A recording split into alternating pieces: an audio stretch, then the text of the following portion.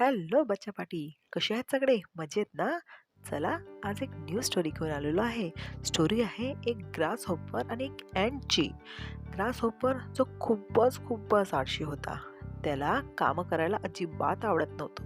तो नुसता गिटार वाजवायचा, गाणे म्हणायचा, डान्स करायचा, बस हेच त्याची लाईफ होती.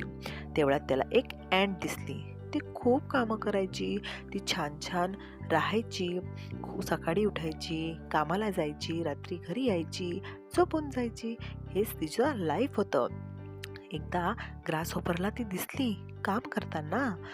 ती ग्रासहॉपरला म्हणाली, "ए दादा, तू काय रे मस्त नुसतं गाणं म्हणतो, डान्स करतो, तू काम नाही करत? तुला जेवण जमा करून नाही ठेवायचं आहे?"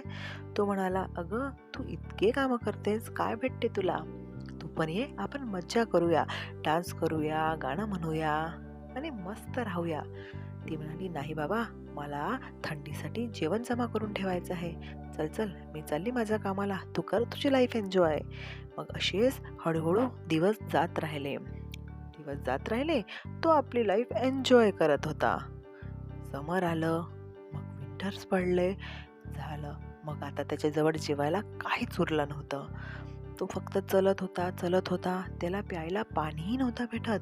तो खूप खूप खूप जेवण शोधत होता. सगळ्या जागेवर जात होता. कोणी मला जेवण देईल का याची आशा करत होता. पण त्याला काही कोणी जेवण देत नव्हतं. कारण की तो जेव्हा जेवण जमा करायचं तेव्हा तो मज्जा करत होता. अचानक त्याला आठवलं की आपण अँटकडे जाऊ.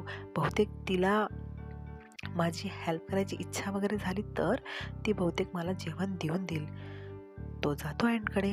अँटला म्हणतो, "अँटताई, प्लीज दार उघड. मला खूप भूक लागली आहे. मी खूप दिवसापासून जेवलेलो नाही गं." अँट खूप छान होती.